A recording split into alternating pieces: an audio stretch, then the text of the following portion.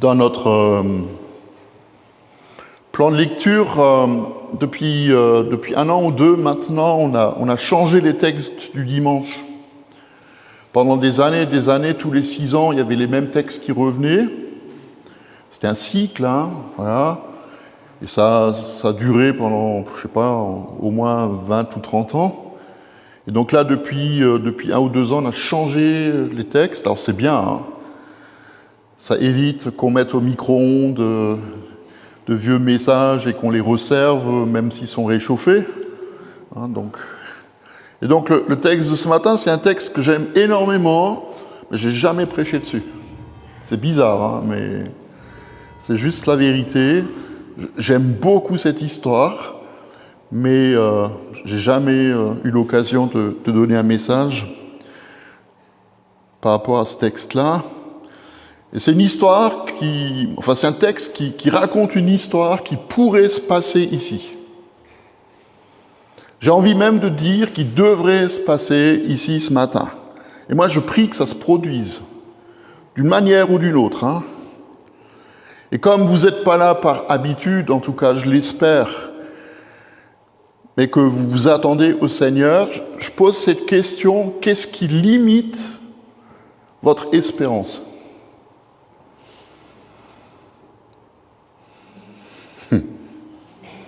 Paul écrit dans la lettre aux Romains au chapitre 8, « L'espérance qu'on voit n'est plus de l'espérance. Ce qu'on voit, est-ce qu'on peut encore l'espérer ?» Autrement dit, ce que je vois, j'ai plus besoin de l'attendre, puisque je l'ai déjà. Mais il rajoute dans la suite de ce verset, « Mais si nous espérons ce que nous ne voyons pas encore, nous l'attendons avec persévérance. » Donc moi j'ai envie que, quand on vient au culte le dimanche, nous venions avec cette envie, avec cet espoir de rencontrer le Seigneur et on persévère pour qu'il se manifeste. Donc je repose la question, qu'est-ce qui peut limiter notre espérance ? Et je vous donne une réponse ou deux. La première, c'est d'abord nous-mêmes. Ce qui limite notre espérance, c'est ce que nous croyons au sujet de Dieu ou ce que nous ne croyons pas. Ce que nous pensons. Et après, ce qui peut limiter notre espérance, c'est aussi ce que les autres peuvent dire. Si quelqu'un te dit « c'est Chesso, il n'y a plus rien qui peut changer » et que tu le crois, tu limites ton espérance. Si quelqu'un te dit « tu as une maladie incurable, on ne peut plus rien faire pour toi », tu es limité dans ton espérance. Comprenez ? Moi, je vous dis que le Seigneur n'a pas de limite. Amen. Et je voudrais que ce matin, qu'il nous étire un tout petit peu plus pour que nous nous attendions à lui. Et d'ailleurs, vous allez voir que le fait d'être étiré, ça a un rapport avec notre texte. Si nous sommes malades, il faut que nous espérions guérir. Si nous avons mal quelque part, il faut que nous croyions que le Seigneur peut toucher là où ça fait mal. Si on est fatigué, il faut qu'on espère que le Seigneur, je sais pas, il va nous envoyer des vitamines du ciel pour nous fortifier. Il nous faut espérer ce que nous n'avons pas encore. Et je sais pas, est-ce que vous réalisez que le Seigneur, il rajoute chaque jour, un jour à notre vie pour que nous nous attendions à lui. Sinon, autant mourir. Et ce passage de l'espérance, ou sur l'espérance dans Romains 8, est coincé comme le jambon d'un croque-monsieur entre la réalité de ce qui se passe sur la terre, les souffrances, les douleurs, les gémissements, et ce qui se passe dans la présence de Dieu, où tout est bien pour ceux qui l'aiment.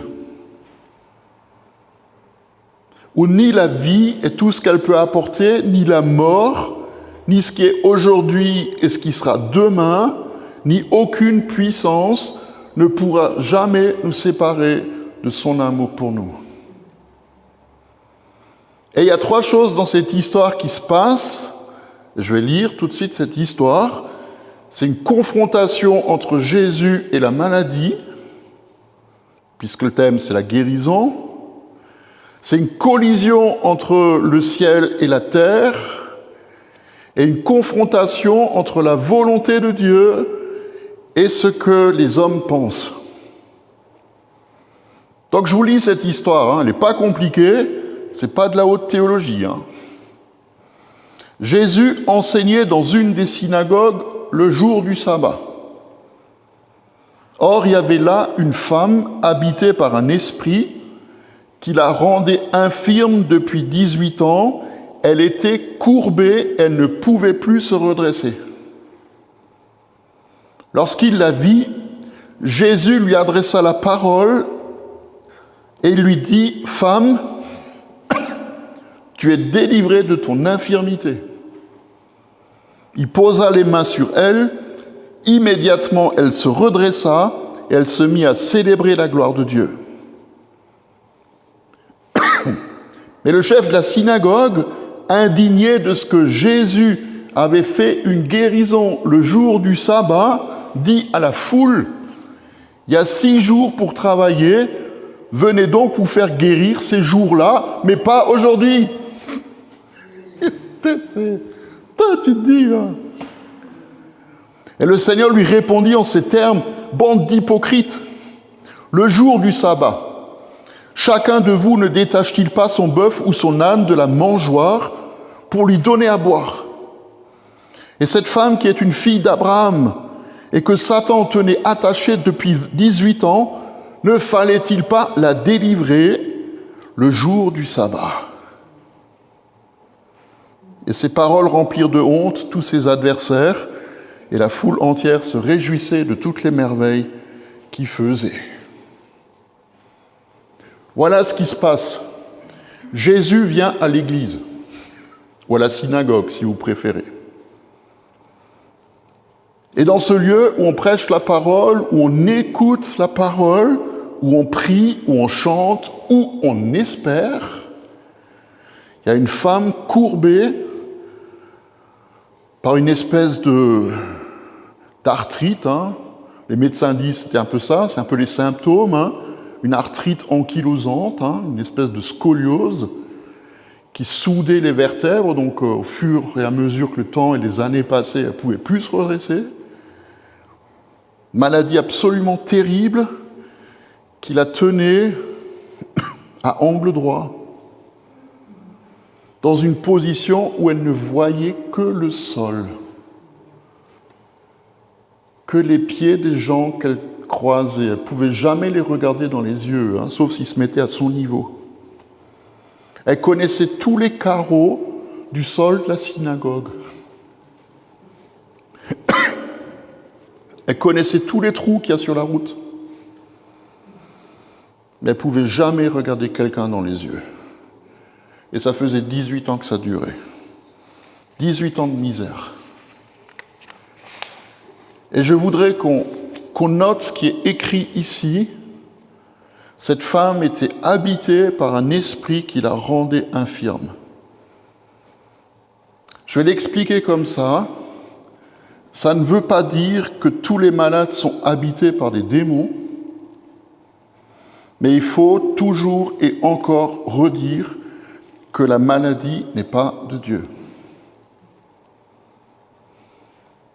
Vous voulez que je répète? La maladie n'est pas de Dieu. Elle ne fait pas partie de son arsenal pour nous apprendre quelque chose ou pour nous punir. La maladie, elle est du diable, du malin, du mal, de Satan, vous pouvez le nommer comme vous voulez. Et lui, il ne cherche que quoi? Qu'à égorger, tuer, voler, détruire. Et Jésus, lui, il vient pour détruire les œuvres du diable. La maladie, je vais le dire comme ça, elle fait partie de la malédiction de la terre qui touche encore la terre, mais de moins en moins. Parce que nous prions et nous proclamons que Jésus guérit encore et qu'il veut le faire aussi ce matin. Amen. Il peut même le faire à la maison pour ceux qui regardent le culte après. Il peut le faire chez vous. La guérison est une partie du royaume de Dieu qui veut se manifester sur la terre. Au ciel, il n'y a plus de malades. Ok, ça va ça? Au ciel, il n'y a pas de maladie. Et même si tous ceux que Jésus a guéris sont morts, ça ne veut pas dire qu'on est obligé de mourir malade. On peut mourir en bonne santé. Amen. Si la maladie était voulue par Dieu, est-ce que nous nous rendons compte que nous allons contre la volonté de Dieu si nous prions qu'il guérisse quelqu'un? Jésus désobéirait à son Père s'il guérit les malades, si Dieu veut qu'il soit malade. Et pourtant, il guérit. Il va appeler cette femme, elle n'a rien demandé, et il va la toucher. C'est un peu comme l'histoire de tout à l'heure avec Saul. Sur le chemin de Damas, il va faire cette rencontre avec Jésus qui va bouleverser toute sa vie. J'ai dit retourner comme une crêpe. Cette rencontre qui va être le moteur de tout ce qu'il va entreprendre. Et il va même mourir pour la cause de Christ. Il se met à proclamer partout, dans les synagogues, que Jésus est le Fils de Dieu, alors que quelques jours avant, il allait les récupérer pour les mettre en prison ou les tuer. Saul n'a rien demandé. Cette femme, elle n'a rien demandé. Mais le Seigneur, il fait ce qu'il veut, quand il veut, avec qui il veut. Et il veut le faire avec nous et au travers de nous. Jésus, dans la synagogue, dans l'église, il appelle cette femme et il va lui imposer les mains. Et moi, j'aime lire dans l'Évangile quand Jésus, il guérit les malades dans la rue, sur les places publiques. Mais j'aime aussi lire tout ce que Jésus fait quand il est dans une synagogue. Son premier message, il a été dans une synagogue.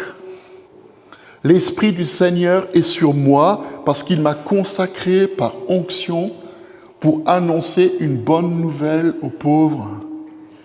Il m'a envoyé, c'est le mot d'ordre de ce dimanche, il m'a envoyé pour guérir les cœurs brisés, pour proclamer aux prisonniers la délivrance, aux aveugles le recouvrement de la vue, pour envoyer libres les opprimés, pour proclamer une année de grâce de la part du Seigneur.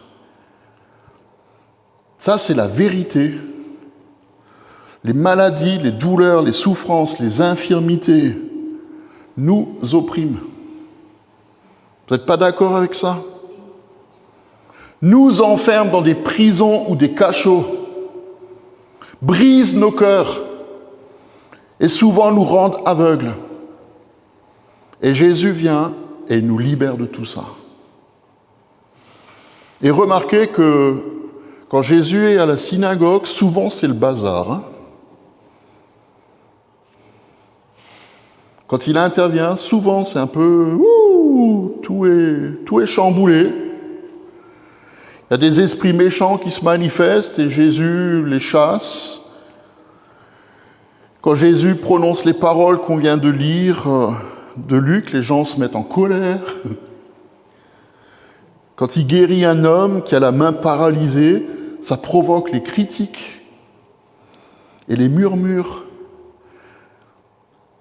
Comme dans ce texte. Vous savez, il y a une différence fondamentale entre un cimetière et une maternité. Dans un cimetière, tout est bien rangé et calme. Il n'y a pas de bruit, normalement.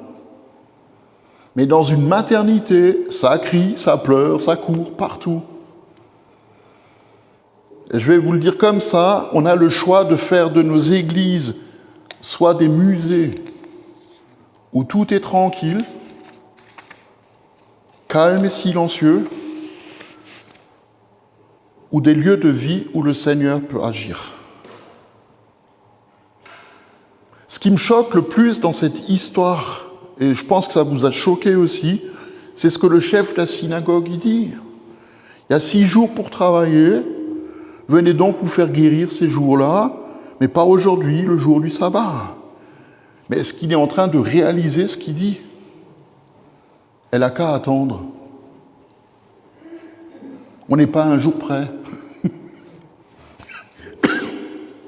Mes frères et sœurs, c'est aujourd'hui le jour du salut. Demain n'existe pas encore. Et on dit à cette femme d'attendre encore un peu. Et à force d'attendre, les semaines passent, les années passent, et puis la mort approche. Et à la fin, on va se rendre compte qu'on a attendu, bien sagement assis, qu'on n'a rien fait, mais au moins, on n'aura dérangé personne.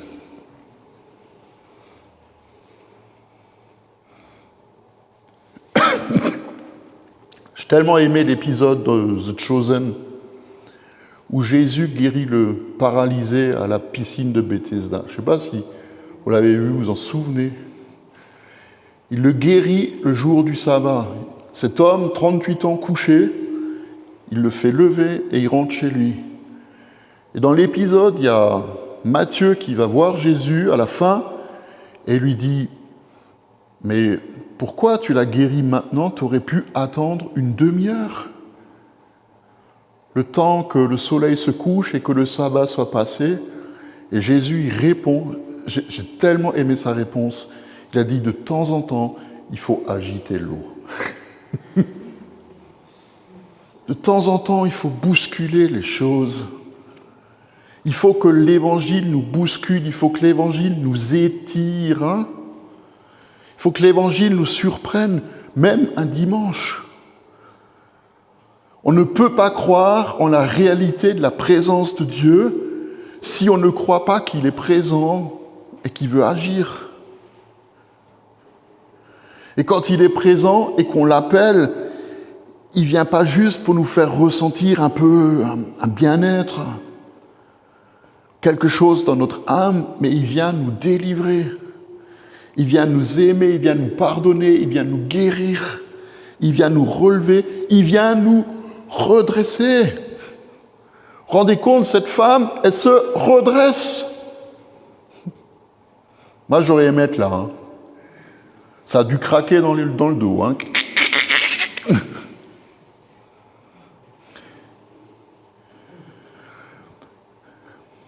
Comme le dit l'un de mes amis, tant qu'on parle d'un Dieu qui ne nous touche pas, on fait de la théologie.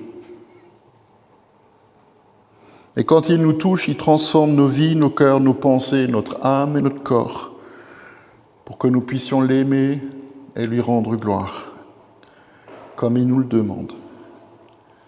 Et comme cette femme l'a fait, l'aimer de tout notre cœur, de toute notre âme, de toute notre pensée et de tout notre corps. Amen.